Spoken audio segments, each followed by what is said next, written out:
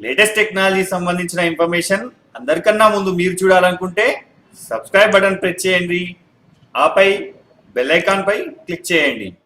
Internet ఈ రోజుల్లో మనం 3 రోజుల పాటు తిండి లేకుండా బతకగలం, కానీ 30 నిమిషాల పాటు ఇంటర్నెట్ లేకుండా ఉండలేము. ప్రస్తుతం ఫేస్బుక్ లో 5 లక్షల కామెంట్లు, 2.5 లక్షల ఫొటోస్, 5 కోట్ల మెసేజ్లు పంపడం జరుగుతుంది. గూగుల్లో ప్రతి నిమిషానికి 5 మిలియన్ల సెర్చ్లు నమోదవుతున్నాయి. వాట్సాప్ లో ప్రతి నిమిషం 3.5 కోట్ల మెసేజ్లు సెండ్ అవుతున్నాయి. యూట్యూబ్ లో ప్రతి నిమిషానికి 5 కోట్ల మంది వీడియోలు చూస్తున్నారు. దీన్ని బట్టి ఇంటర్నెట్ ఎంత పెద్దదో మీరు అర్థం చేసుకోవచ్చు.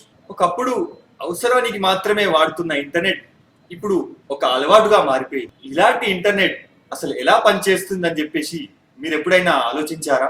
ఎక్కడో వేల కిలోమీటర్ల దూరంలో ఉన్న ఒక వ్యక్తి మనకు మెసేజ్ పంపితే అది కొన్ని సెకండ్లలో అన్ని కిలోమీటర్లు దాటి అది మన వరకు అంత స్పీడ్ గా ఎలా చేరుతుందో ఎప్పుడైనా ఆలోచించారా?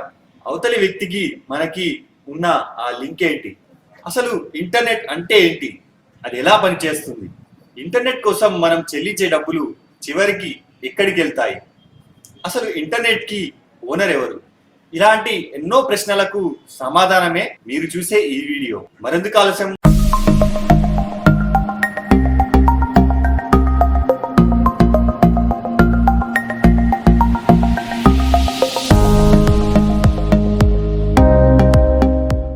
ఇంటర్నెట్ గురించి తెలుసుకునే ముందు ఇంటర్నెట్ హిస్టరీ గురించి మనం మొదటగా తెలుసుకుందాం. 1950-60లో కంప్యూటర్లు భారీ సైజులో ఉండేవి. ఇది ఇప్పుడున్న కంప్యూటర్లలా ఒకేసారి 10 పనులు చేసేవి కావు.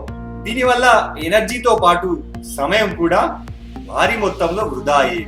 ఇలా టైం మరియు ఎనర్జీ వేస్ట్ అవ్వకుండా కంప్యూటర్లు మాట్లాడుకునే విధంగా 1969 సంవత్సరంలో ఒక చిన్న నెట్వర్క్ ని తయారు చేశారు.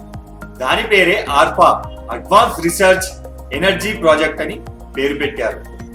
ఈ నెట్వర్క్ ద్వారా UCLA లో ఉన్న కంప్యూటర్ నుంచి స్టాన్ఫర్డ్ లో ఉన్న మరొక కంప్యూటర్ కి లాగిన్ అనే మెసేజ్ ని పంపడం జరిగింది.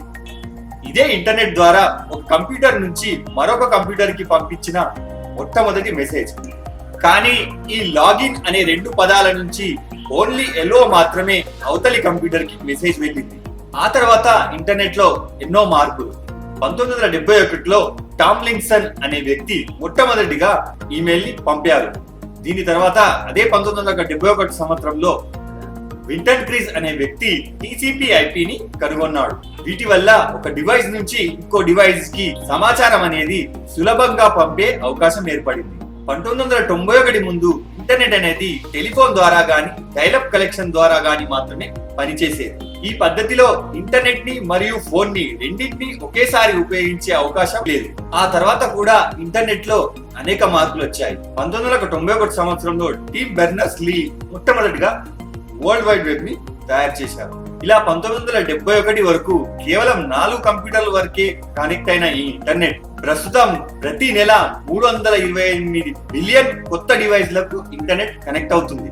కొన్ని స్టడీస్ ప్రకారం 2020 నాటికి 5 కోట్ల డివైస్లు ఈ ఇంటర్నెట్ కి కనెక్ట్ అయి ఉంటాయని ప్రాథమిక అంచనా.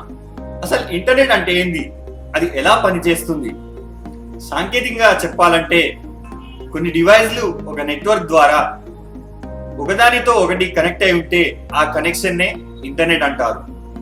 అదే మన భాషలో అందరికీ అర్థమయ్యేలా చెప్పాలంటే ఇంటర్నెట్ అంటే ఒక వైర్. ఉదాహరణకు మీ ఇంటి వద్ద ఉన్న ఒక కంప్యూటర్ మీ ఆఫీస్ లో ఉన్న ఒక కంప్యూటర్ కి ఒక కేబుల్ లైన్ ద్వారా కనెక్షన్ ఇచ్చారంటే అదే ఇంటర్నెట్. దీనికోసం మీరు ఖర్చు చేసింది ఆ కేబుల్ కాస్ట్, దాని మెయింటెనెన్స్ ఛార్జెస్ మాత్రమే. కానీ మీరు తయారు చేసిన ఇంటర్నెట్ లో ఈ 2 సర్వర్ల దగ్గర ఉన్న డేటా మాత్రమే కనిపిస్తుంది. ఒకవేళ మీరు మీ పక్కన ఉన్న మరో కంప్యూటర్ తో కనెక్ట్ అవ్వాలంటే అక్కడి వరకు మరో కేబుల్ ని వేయాల్సి ఉంటుంది.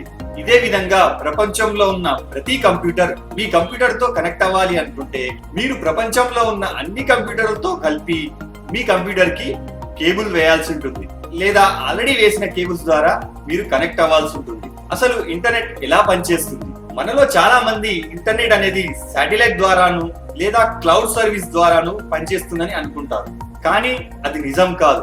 ఇంటర్నెట్ అనేది కేబుల్స్ ద్వారానే పనిచేస్తుంది. ప్రపంచంలో 99% డాటా అనేది ఈ కేబుల్స్ ద్వారానే ట్రాన్స్ఫర్ అవుతుంది. మిగిలినది 1% మాత్రమే శాటిలైట్ ద్వారా నడుస్తుంది. ఆ 1% కూడా ఎందుకంటారా, కొన్ని secure website, GPS, Google maps వంటి నావిగేషన్స్ కోసం. ఈ ఇంటర్నెట్ కేబుల్స్ ప్రపంచం మొత్తం విస్తరించి ఉన్నాయి. వీటినే ఆప్టికల్ ఫైబర్ కేబుల్స్ లేదా సబ్మెరీన్ కేబుల్స్ అని అంటారు. ఈ కేబుల్ గ్లాస్ లేదా ఫైబర్ తో తయారు చేయబడి ఉంటాయి. వీటి సైజ్ మన వెంట్రుక కన్నా 100 రెట్లు చిన్నదిగా ఉంటుంది. మనం పంపే ప్రతి ఇన్ఫర్మేషన్ ఈ వెంట్రుక లాంటి సన్నని తీగ ద్వారానే వెళుతుంది. మీరు చూసే ఈ యూట్యూబ్ లో వీడియో కూడా అలాంటి ఏదో ఒక కేబుల్ ద్వారానే మీ వరకు చేరుతుంది. ఒకవేళ మీరు ఇంటర్నెట్ అనేది మొబైల్లో వ్యూ చేసినా, మీ మొబైల్ సిగ్నల్ అనేది మీ మొబైల్ దగ్గరలో ఉన్న ఏదో ఒక టవర్ ద్వారానే వస్తుంది. ఆ టవర్ కూడా ఇలాంటి ఏదో ఒక కేబుల్ ద్వారానే కనెక్ట్ చేయబడి ఉంటుంది. ఇలాంటి కొన్ని వందల కేబుల్స్ ని ఒక దగ్గర చేర్చి అవన్నిటికీ ప్లాస్టిక్ కోటింగ్ వేసి ఇంటర్నెట్ కోసం వాడడం జరుగుతుంది. ఇందులో ఉండే ఒక్కొక్క కేబుల్ ఒకేసారి 20,000 నుంచి 25,000 వరకు కాల్స్ ని హ్యాండిల్ చేసే కెపాసిటీ కలిగి ఉంటాయి. మీకు ఇప్పుడు ఒక డౌట్ రావచ్చు, ఈ కేబుల్స్ ఎలా పనిచేస్తాయి? మీరు వాడే ఏ డివైస్ అయినా ఒక యూనిక్ IP అడ్రస్ కలిగి ఉంటుంది. మీ డివైస్ నుంచి ఒక సమాచారం పంపగానే అది వేరే పీసీకి చిన్న చిన్న ముక్కల ద్వారా చేరుతుంది. వీటినే ప్యాకేజ్ అంటారు. అలా విడిపోయిన ప్యాకేజ్ ఈ కేబుల్స్ ద్వారా కాంతి స్పీడ్ లో అవతలి డివైస్ కి చేరుకోగానే, ఆ ప్యాకేజ్ ఆ సిస్టమ్ కి చేరుకోగానే మీరు ఎలాగైతే పంపారో ఫోటో లేదా వెబ్ పేజ్ మాదిరిగా చేంజ్ అయిపోతుంది. ఈ కేబుల్స్ ద్వారా మీరు పంపే ఇన్ఫర్మేషన్ కాంతి వేగంతో అవతలి వ్యక్తికి చేరుకుంటుంది. అందుకనే వీటిని గాజు లేదా ఫైబర్ తో తయారు చేస్తారు. ఇప్పుడు ఇంటర్నెట్ అనేది కేబుల్స్ ద్వారా పనిచేస్తుంది. ఆ కేబుల్స్ ఎలా పనిచేస్తాయో కూడా తెలిసింది. ఇప్పుడు మనం మెయిన్ టాపిక్ లోకి వెళ్దాం. ఇంటర్నెట్ అనేది మన దగ్గరికి వస్తూ అది 3 వేరు కంపెనీలు దాటుతూ వస్తుంది. వీటినే Tier 1, Tier 2, Tier 3 కంపెనీలు అని అంటారు. మీకు ఇదివరకు చెప్పినట్టుగా మీ కంప్యూటర్ అనేది ప్రపంచంలో ఉన్న అన్ని కంప్యూటర్లతో కనెక్ట్ అవ్వాలి అంటే ప్రపంచంలో ఉన్న అన్ని కంప్యూటర్లను మీ కంప్యూటర్ తో కలుపుతూ కేబుల్స్ ని వేయాల్సి ఉంటుంది. కానీ ఇదంతా సులభం కాదు. ఎందుకంటే ఈ కేబుల్స్ అనేవి చాలా ఖర్చుతో కూడుకున్నాయి. అంతేకాకుండా వీటి మెయింటెనెన్స్ కూడా చాలా ఖర్చుతో కూడుకున్నది. ఈ కేబుల్స్ ని ఇప్పుడు మీరు వేయాల్సిన అవసరం లేదు. ప్రపంచవ్యాప్తంగా ఉన్న కొన్ని పెద్ద కంపెనీలు కొన్ని సంవత్సరాల కిందటే ప్రపంచ దేశంలోని అన్ని దేశాలను కలిపే విధంగా కేబుల్స్ ని ఆల్రెడీ వేయడం జరిగింది. ఈ కంపెనీలనే Tier 1 కంపెనీలు అని అంటారు. US లో AT&T GT3 అనే కంపెనీలు ఉంటే మన ఇండియాలో టాటా కమ్యూనికేషన్స్ అనే కంపెనీ మాత్రమే మన ఇండియాలో Tier 1 అనే కంపెనీగా ఉన్నది. ఈ కంపెనీ వివిధ దేశాలతో కలుపుతూ కొన్ని సంవత్సరాల కిందటే తన సొంత ఖర్చుతో ఈ కేబుల్స్ అనేది వేయడం జరిగింది. మీరు కనుక సబ్మెరీన్ కేబుల్స్ map.com అనే వెబ్సైట్ ని కనుక చూసినట్టయితే ప్రపంచం మొత్తానికి విస్తరించి ఉన్న ఈ ఇంటర్నెట్ కేబుల్స్ ని మీరు చూడవచ్చు. ప్రపంచంలోని 99% దాకా డాటా ట్రాఫిక్ అనేది ఈ కేబుల్స్ ద్వారానే వెళ్తుంది. ఈ కేబుల్స్ తో మన ఇండియా కూడా ఆ ల్యాండ్ లింక్ కమ్యూనికేషన్ ని కలిగి ఉంది. అవి ముంబై, కొచ్చిన్, త్రివేంద్రం, ఉటికోరి, చెన్నై, పుదుచ్చేరి. మీరు ఇండియా నుంచి చూసే ఏ విదేశీ వెబ్సైట్ అయినా, చేసే ఏ వీడియో కాల్ అయినా ఆ డాటా అనేది ఈ 6 పాయింట్ల ద్వారానే బయటకు వెళ్లాల్సి ఉంటుంది. అలాగే బయట దేశం నుంచి వచ్చే ఏ సమాచారం అయినా ఈ 6 పాయింట్ల ద్వారానే ఇండియాలోకి ప్రవేశించడం జరుగుతుంది. ఇప్పుడు మీకు ఓ డౌట్ రావచ్చు, ఏదైనా ప్రమాదం వల్ల ఈ కేబుల్స్ అనేవి తెగిపోతే లేదా వీటి లైఫ్ అనేది ఎక్స్పైర్ అయితే? ఎస్, నిజానికి వీటి లైఫ్ అనేది 25 సంవత్సరాలు మాత్రమే. కానీ 25 సంవత్సరాల కిందే Tier 1 కంపెనీ అయిన టాటా కమ్యూనికేషన్స్ ఈ కేబుల్స్ ని మార్చుతూ ఉంది. ఒకవేళ కేబుల్ తెగిపోయినా ఆల్టర్నేట్ కొరకు ముందే కొన్ని కేబుల్స్ ని వేసి ఉంచి వాటిని కొంత వందల మంది సిబ్బంది చేత మెయింటెనెన్స్ చేస్తూ ఉంటుంది. ఇక రిలయన్స్ జియో కంపెనీ గురించి మాట్లాడితే ఈ కంపెనీ ఏషియా, ఆఫ్రికా, యూరప్ వంటి దేశాలకు తన సొంత ఖర్చులతో కేబుల్ ని వేయడం జరిగింది. ఈ కేబుల్స్ అనేవి 40 టెరాబైట్ల కెపాసిటీని కలిగి ఉన్నాయి. ఒకవేళ మీరు జియో నుంచి ఆసియా, ఆఫ్రికా, యూరప్ కు సంబంధించిన ఏదైనా వెబ్సైట్ ను విజిట్ చేసినా ఆ ట్రాఫిక్ అనేది వీరి కేబుల్స్ ద్వారానే వెళ్ళడం జరుగుతుంది. ఇందుకు వీరికి ఎలాంటి ఖర్చు ఉండదు. అందుకనే ఈ కంపెనీ అతి తక్కువ ఖర్చుతో ఇంటర్నెట్ అనేది అందిస్తూ ఉంది. ఇండియాలో 4G కనెక్షన్ తీసుకురావడానికి జియో దాదాపు 5 సంవత్సరాలు కష్టపడి ఇండియా మొత్తం కేబుల్స్ ని వేయడం జరిగింది. ఇక టియర్ 2 కంపెనీ విషయాలకు వస్తే ఈ కంపెనీలు పర్ జీబీ చొప్పున డాటాని టియర్ 1 కంపెనీల దగ్గర కొనుక్కొని లోకల్స్ లో తమ టవర్ ని ఏర్పాటు చేసి అదే డాటాని వివిధ ఆఫర్ రూపంలో జనాలకి అందిస్తాయి. ఉదాహరణకి ఎయిర్టెల్, ఐడియా, ఎయిర్సెల్ వంటివి. ఈ కంపెనీలు టియర్ 1 కంపెనీల దగ్గర పర్ జీబీ చొప్పున డాటాని కొనుక్కొని వివిధ ఆఫర్ల రూపంలో అందిస్తాయి. ఇక టియర్ 3 కంపెనీల విషయానికి వస్తే ఈ కంపెనీలు టియర్ 2 కంపెనీ దగ్గర కొంత మొత్తాన్ని చెల్లించి పర్ జీబీ లాగా కొనుక్కొని చిన్న చిన్న లోకల్ నెట్వర్క్ లాగా ఏర్పడి అదే డాటాని ప్రజలకు అందివ్వడం జరుగుతుంది. ఉదాహరణకి హాత్వే, టికోనా వంటి నెట్వర్క్. ఈ టియర్ 2, టియర్ 3 వంటి కంపెనీలన్నీ కలిపి తమ డాటాని ఒకరినొకరు ట్రాన్స్ఫర్ చేసుకునే విధంగా ఒక కంపెనీని స్థాపించాయి.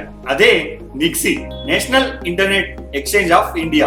మీరు ఈ కంపెనీ వెబ్సైట్ ని కనుక చూస్తే మన ఇండియా నుంచి ఏ ల్యాండింగ్ పాయింట్ల నుంచి పర్ సెకండ్ కి ఎంత ట్రాఫిక్ బయటకు వెళ్తుందో మీరు గమనించవచ్చు. మన దేశం నుంచి 70 నుంచి 80% దాకా ట్రాఫిక్ కేవలం ముంబై నుంచి సబ్మెరీన్ కేబుల్ ద్వారానే వెళ్తుంది. ఇదంతా కొన్ని సాఫ్ట్వేర్ల ద్వారా జరుగుతూ ఉంటుంది. మనం చేయాల్సింది ఏమీ లేదు, ఇంటర్నెట్ ని వాడడం తప్ప. మొత్తానికి ఇంటర్నెట్ అనేది పూర్తిగా ఫ్రీ. దీని కాస్ట్ మాత్రం కేవలం కేబుల్స్ అండ్ మెయింటెనెన్స్ ఛార్జ్ మాత్రమే. ఇప్పుడు నేను మీకు ఏదైనా వెబ్సైట్ విజిట్ చేస్తే ఆ ట్రాఫిక్ అనేది ఏ ప్రదేశాల నుంచి దాటి ఏ నెట్వర్క్ వెళ్తుందో, ఒకవేళ మీరు పీసీని వాడుతున్నట్లయితే సిఎండిని ఓపెన్ చేయండి. సిఎండి అంటే కమాండ్ ప్రాంప్ట్ అన్నమాట. దాంట్లో ట్రేస్ ఆర్టీ అని టైప్ చేసి మీరు ఏ వెబ్సైట్ యొక్క ట్రాఫిక్ ని తెలుసుకోవాలనుకుంటున్నారో ఆ వెబ్సైట్ యొక్క గామిని టైప్ చేసి, ఉదాహరణకి గూగుల్ యొక్క ట్రాఫిక్ తెలుసుకోవాలనుకుంటే ట్రేస్ ఆర్టీ అని టైప్ చేసి స్పేస్ ఇచ్చి google.com అని టైప్ చేసి ఎంటర్ ప్రెస్ చేయండి. నేను google.com అనే డొమైన్ నేమ్ ని ఎంటర్ చేశాను. ఇప్పుడు గూగుల్ అనేది నేనుండే ప్లేస్ నుంచి గూగుల్ కంపెనీ వరకు ఎన్ని ట్రాఫిక్లు దాటి వెళ్ళింది, ఏ సంస్థల ద్వారా దాటి వెళ్ళిందో మీకు ఇక్కడ క్లియర్ గా చూపించడం జరుగుతుంది. ఇక్కడ కనుక మీరు గమనిస్తే ఇది గూగుల్ యొక్క ఐపీ అడ్రస్. కొంచెం కిందికి వస్తే ఫస్ట్ లైన్ లో మీకు కనిపించేది ఇది నా మోడెమ్ ఐపీ అడ్రస్. దీని తర్వాత వచ్చిన ఈ ఐపీ యొక్క లొకేషన్ ని చూద్దాం. ఇది మా నెట్వర్క్ ఆపరేటర్ అయిన హైవే కంపెనీ యొక్క ఐపీ అడ్రస్. మీరు దీన్ని గమనిస్తే ఈ ట్రాఫిక్ అనేది కొన్ని కంపెనీలు దాటి హెచ్వైడి టీసీఎల్ అనే కంపెనీకి చేరుకోవడం జరిగింది. ఆ తర్వాత కొన్ని ఐపీలు దాటి మనం చూస్తే ఈ ఐపీ అడ్రస్ అనేది మహారాష్ట్రకు చెందిన ముంబై సర్వర్ కి చెందింది. ఇలా ఈ ట్రాఫిక్ అనేది ముంబైలో ఉన్న సర్వర్ నుంచి గూగుల్ కంపెనీ ద్వారా వెళ్ళడం జరిగింది. దీని ద్వారా మీరు ఏదైనా వెబ్సైట్ ని సెర్చ్ చేస్తున్నప్పుడు మీ దగ్గర నుంచి ఆ వెబ్సైట్ వరకు ట్రాఫిక్ ఏ ఏ నెట్వర్క్ల ద్వారా ఏ ఏ ప్రాంతాల గుండా వెళ్ళిందో మీరు తెలుసుకోవచ్చు. ఫ్రెండ్స్, ఈ వీడియో ద్వారా మీరు ఇంటర్నెట్ కి సంబంధించిన ఎంతో కొంత సమాచారం తెలుసుకున్నారని ఆశిస్తున్నాను. ఈ వీడియోకి సంబంధించిన మీకేమన్నా డౌట్ ఉంటే ఈ వీడియో కింద ఉన్న కామెంట్ లో మీరు టైప్ చేయండి.